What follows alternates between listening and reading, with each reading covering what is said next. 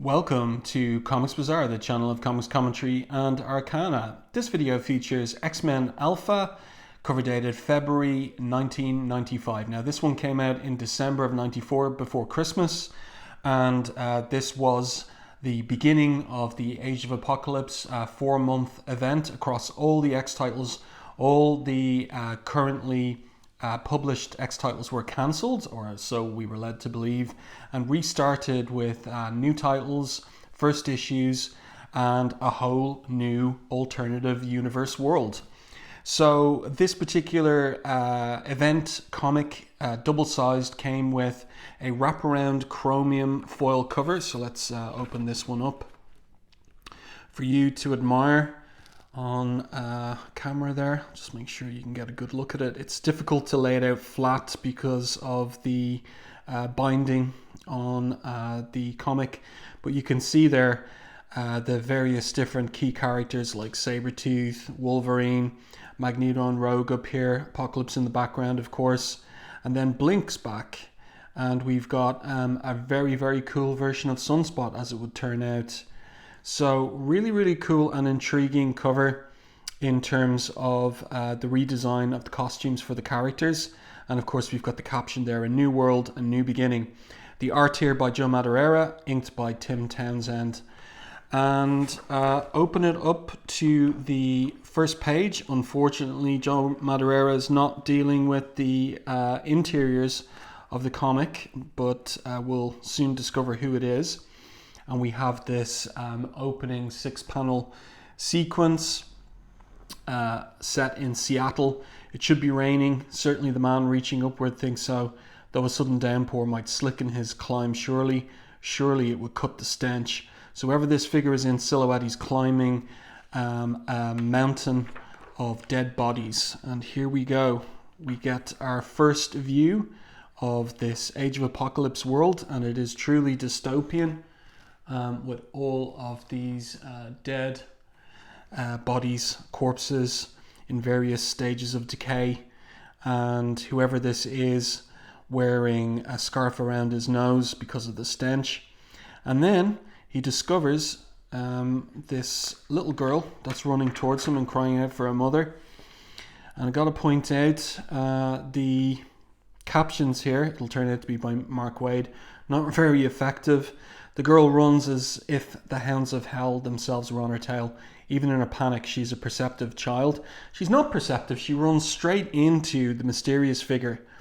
But we can see from the colours here, the blue and the red, and his skin colour as well. Maybe we have an inkling of who it will turn out to be.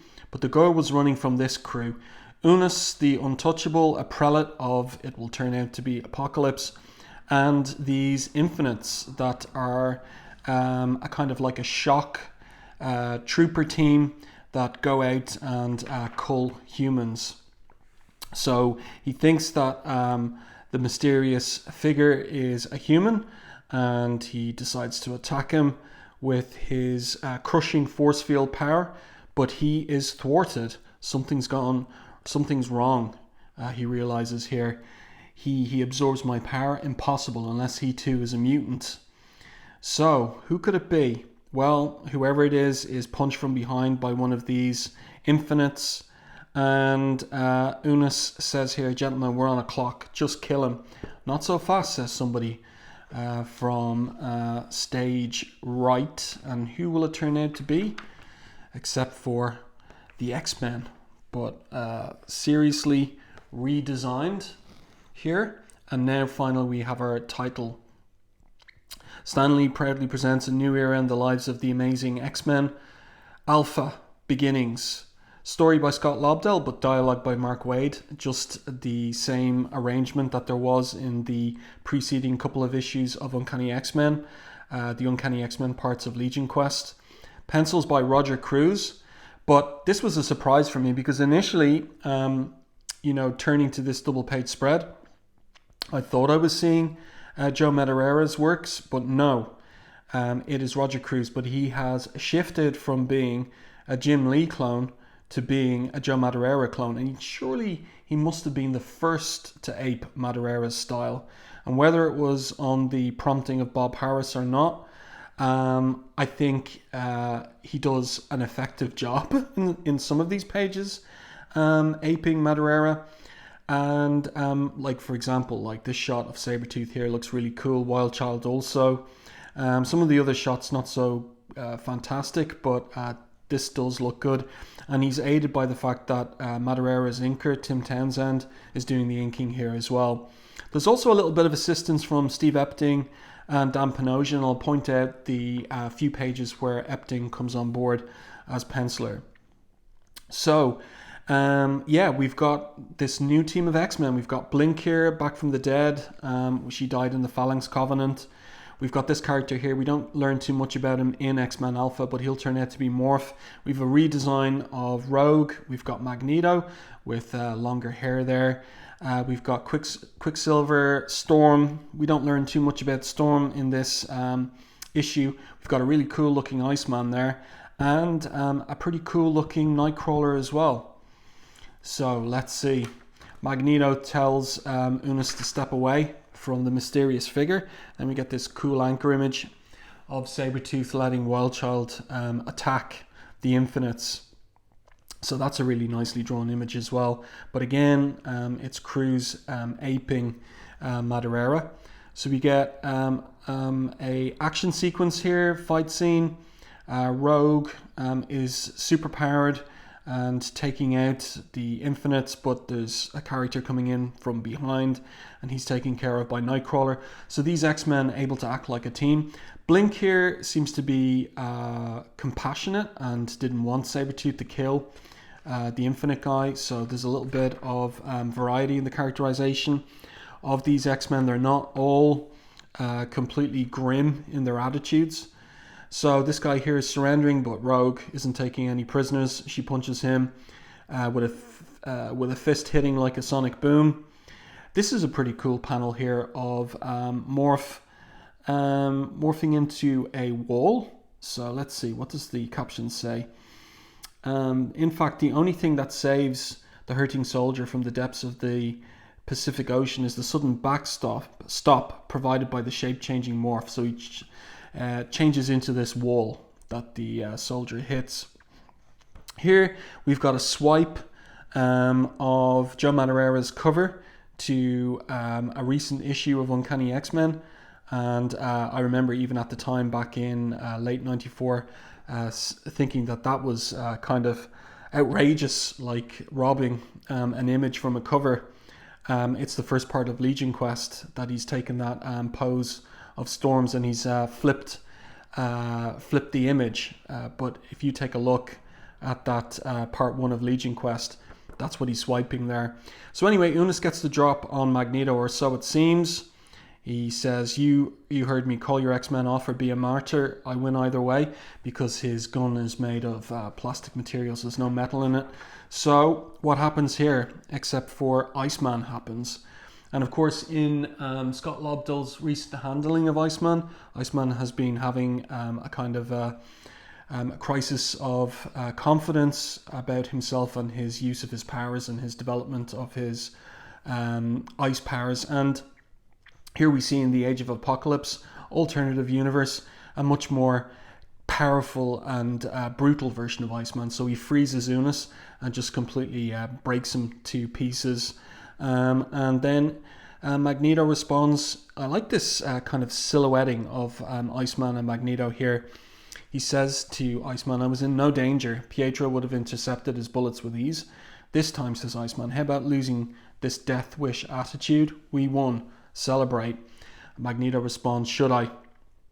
Once more the X-Men stand victorious atop the ashes of those who've paid the ultimate price for genetic intolerance. The soldiers of Apocalypse jackboot ever forward, with each step crushing any hope that humans and mutants might someday exist in harmony. So we're getting more information, perspective on this dystopian USA, this being the ruined remains of Seattle and all those hundreds and thousands of dead human bodies. So Magneto here says that by grace of his meeting a long time, 20 years earlier with Charles Xavier, Magneto himself would surely have become mankind's greatest foe. So this is the whole ironic outcome of Legion's plan to go into the past and kill Magneto so that his father's dream could come true, peaceful coexistence between mutants and humans. Instead, he accidentally killed his own father, and now this is the world without Professor X, without Charles Xavier, and it is Magneto who's become the founder of the X-Men. But look at the cost in human carnage. So Blink comes up to Magneto and says, "Sorry, sir, to interrupt, but Creed is questioning the stranger, and it isn't going well." So Magneto asks to be taken to the stranger, and Blink teleports him there with Pietro, and they're looking to learn the stranger's name. Whoever he is, he ain't talking, says Creed. And then we get an unmasking here, and for good reason, declares the narrative caption. For nearly 2 decades, he's had nothing to say, and Magneto recognizes him until the moment he locks eyes with Eric Magnus Lensher. And so it's Bishop. You murderer, you're full, all of it. And he rushes at Magneto, and he talks about Legion, warped time, killed Xavier, let him die.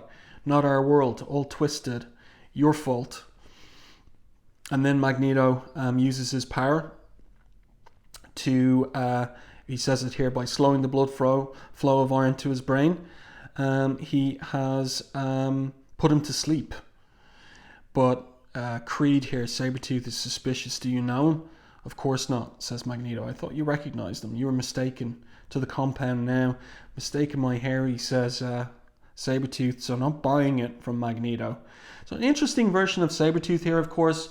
At this time, he is a guest of Professor X's at the X Mansion, trying to learn how to control his psychotic rages and bloodlust. And here we see a different version of Sabretooth with some heroic potential, an X-Man, no less.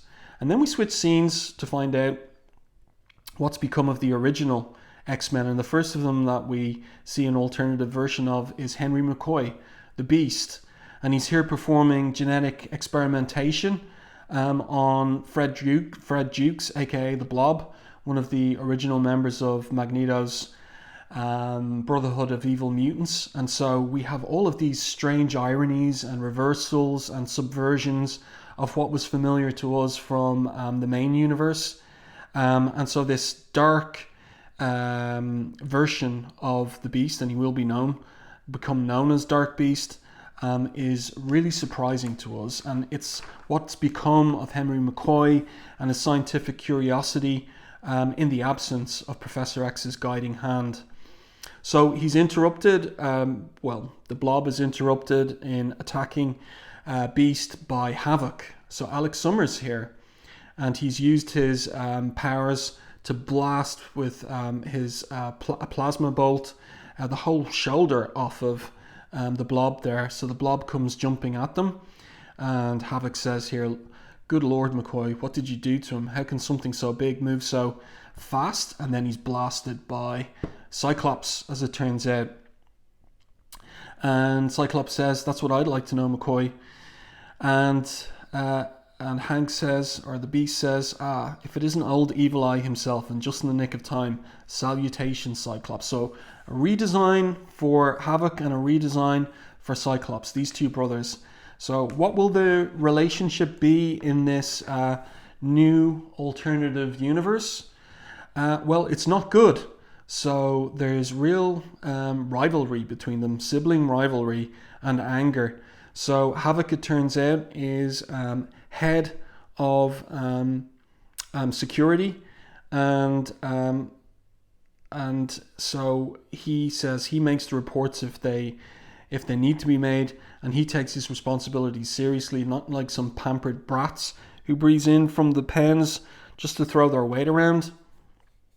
And if I hadn't come, little brother, what then? Asks Cyclops.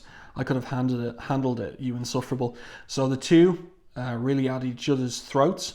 Also interesting that Havoc is characterized here as being maybe the more responsible of the pair. So a little bit of a kind of a reversal of the characterization of the brothers in our main universe, and then they're interrupted by none other than Mr. Sinister. We still recognize him with the red diamond and of course the very particular pale complexion, and he says to them, lads, haven't I raised you better than this?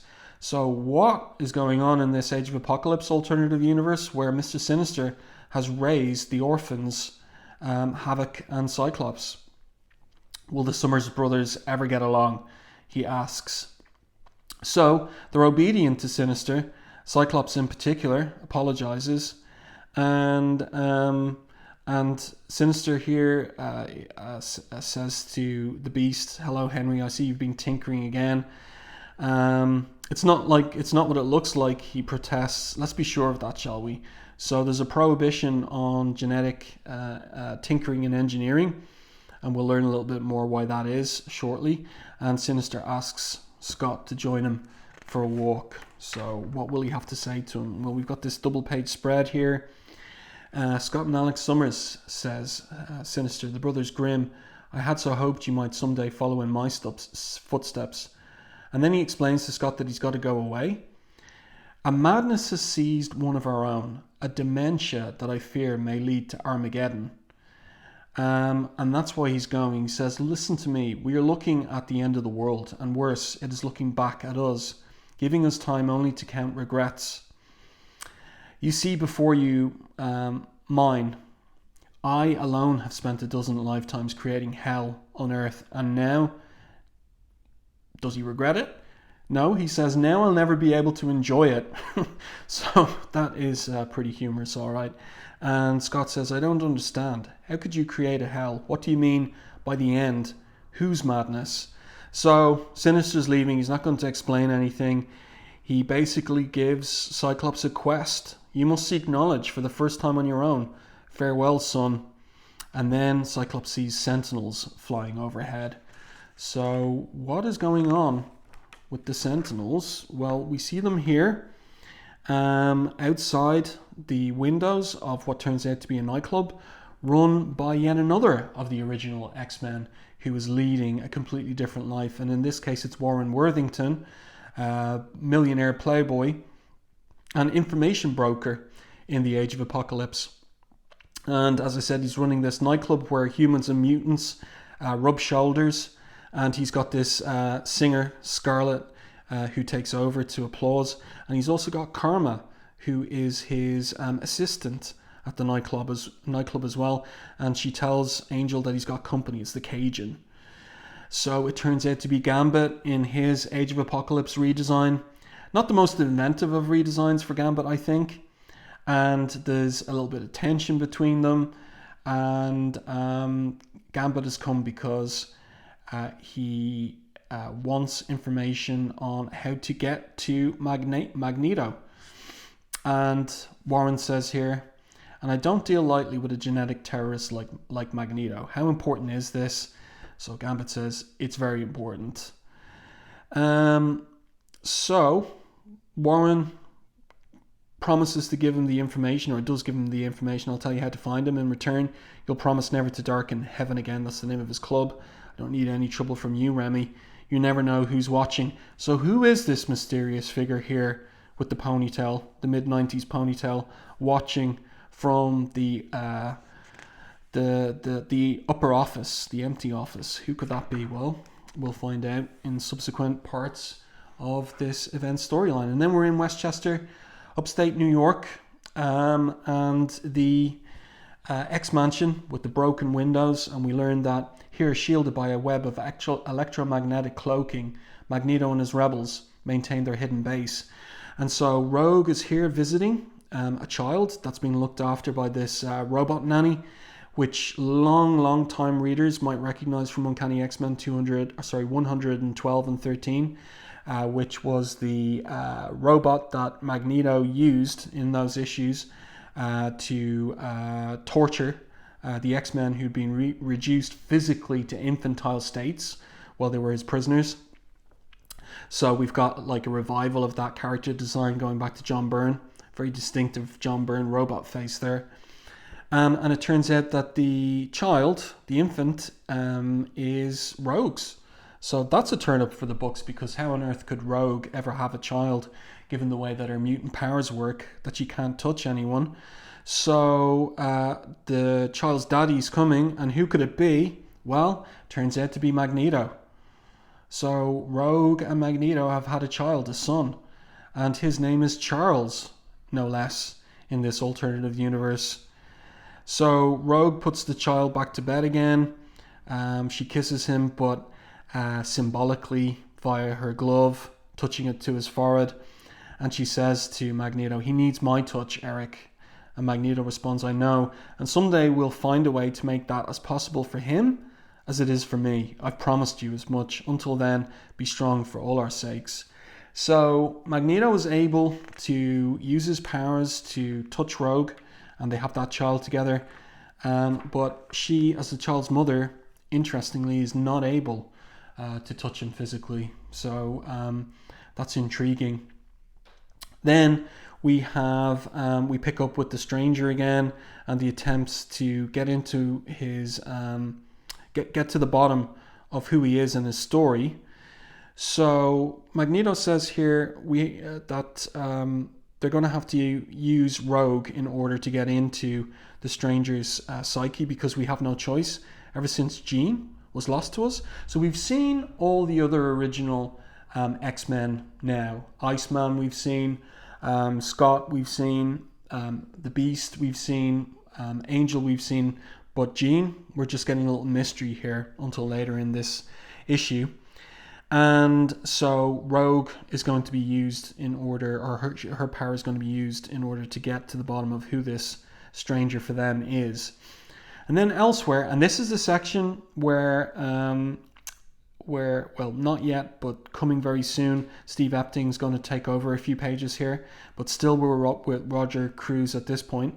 So we have an introduction to Apocalypse's Horsemen in this alternative universe. So this chap here is Abyss. This is Holocaust. That was a really cool design on Holocaust, I think by Joe Madureira. And Mr. Sinister turns out to be one of the Horsemen too. And one of them is missing, and that is Mikhail. He has a responsibility most grave, but he is absent. And then the person in silhouette here that Holocaust refers to as his father is revealed. So we turn the page and we get our Age of Apocalypse design for the tyrant himself. He has a voice that the thunder would envy, and a presence that would snap the gods to attention had they the courage to approach him. He's Apocalypse, ruler of America and soon the world. So again, a Joe Madureira redesign here on Apocalypse, but drawn by Roger Cruz. And Apocalypse says there will be time later to deal with Mikhail's lapse in judgment. Mikhail will turn out to be Mikhail Rasputin, in fact. Peter, Colossus's brother. We will find him as we sift through the ashes of the earth.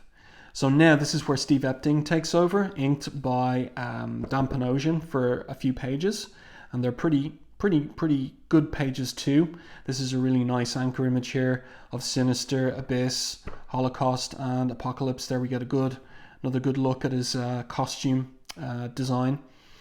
And so they're talking here about a pact, the Kelly Pact. So it's obviously Senator Robert Kelly, which is that there is to be no genetic experimentation on mutants, and Apocalypse basically isn't interested in any kind of pact. So often do I rely on the naivete of humans, and so rarely am I disappointed. He's not going to honor that pact at all.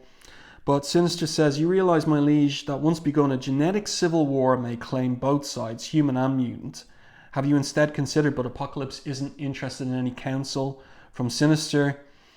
Even though, interestingly here, Sinister says, remember, everything diverged in the timeline 20 years earlier. So up to 20 years earlier, the timeline and the events of that past are exactly as they are or were in the main universe. And listen to what Sinister says here. He says, "Give it no more thought, my lord. As I have for a century and more, I serve you without hesitation or doubt." I merely wonder if the mutants will live through the Armageddon. So that's interesting that up to the mid-70s, Sinister has been a servant, at least an overt servant of Apocalypse. And also Apocalypse addresses him there as Essex. Good Essex. So we get a name for Sinister finally as well.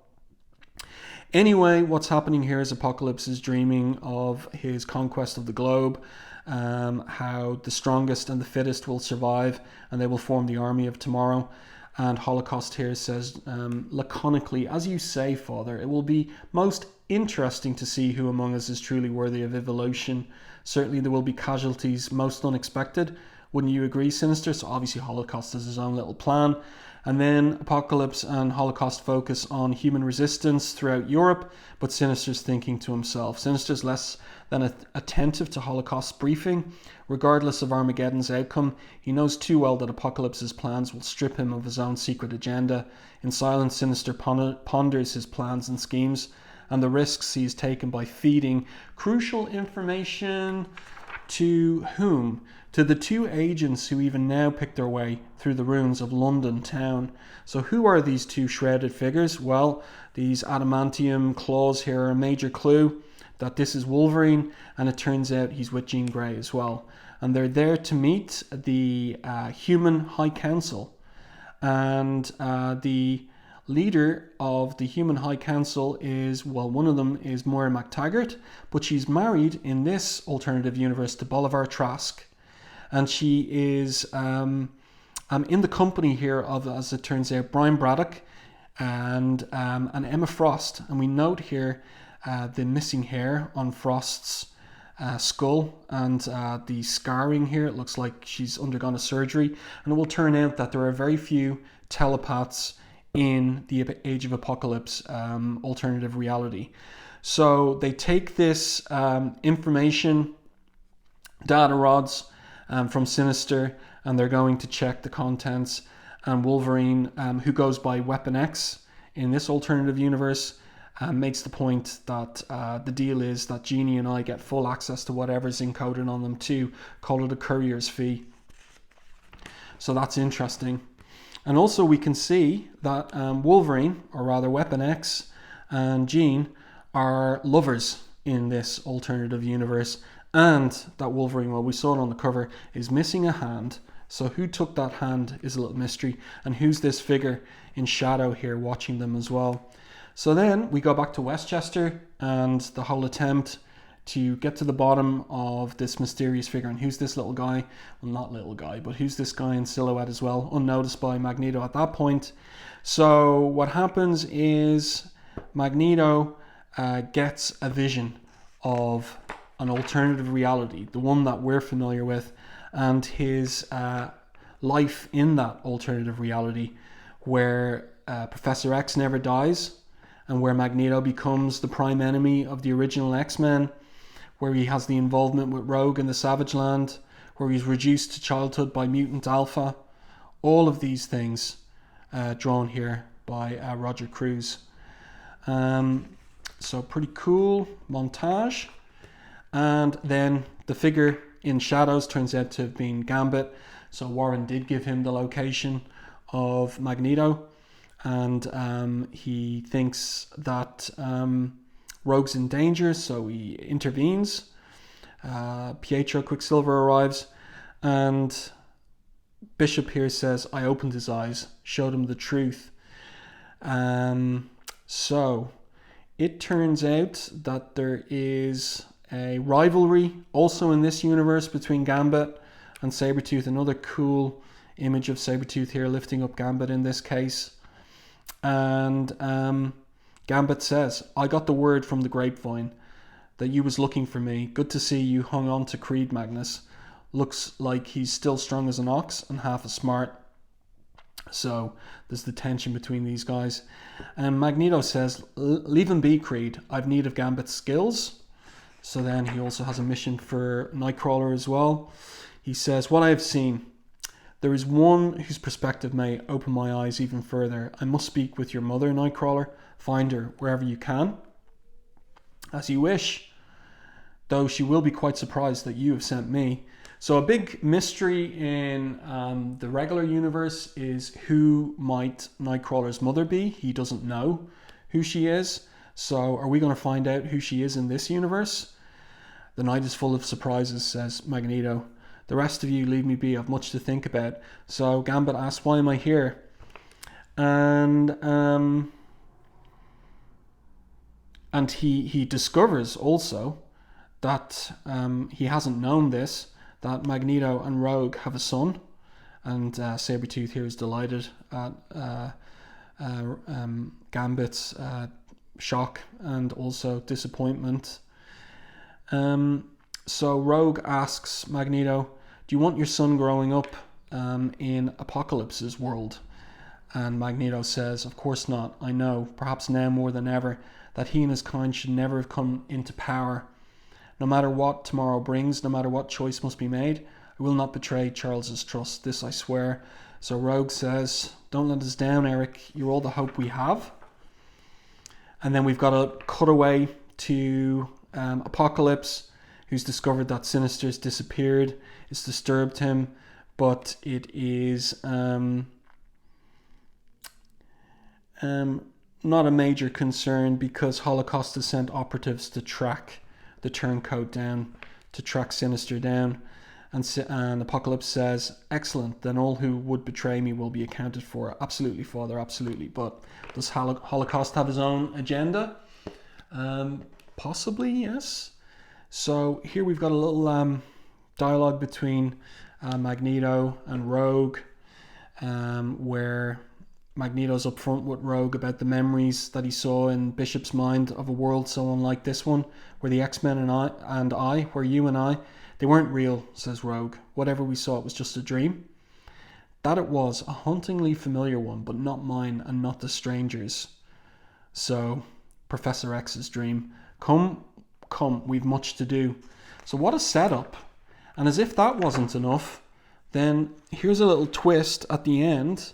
Yet another challenge for these alternative universe X-Men. In his prouder moments, Eric Magnus Lensher considers himself a man of vision, but that vision has its limits. Though he believes he's aware of all the forces which threaten his world, he's wrong.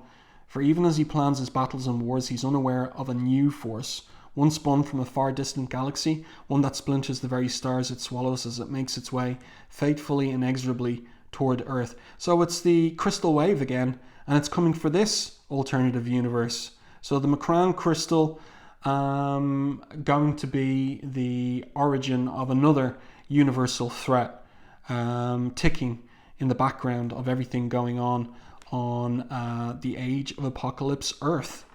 So there you go. What an introduction to a surprising new version of the X-Men.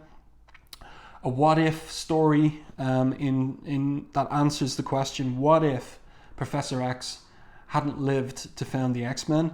And what if Magneto then had taken charge of the foundation of the X-Men and taken over the responsibility for bringing about Professor X's dream of a harmonious existence between humans and mutants? And what if Apocalypse had risen, ascended in his own terms to take over 10 years earlier than in the universe that we're familiar with? There you go, X-Men Alpha, the setup for the 4 months of Age of Apocalypse titles. I do hope that you enjoyed this review and commentary on X-Men Alpha. If you did, please like the video on YouTube, and if you haven't done so already, subscribe to the channel and stay tuned for more content like this.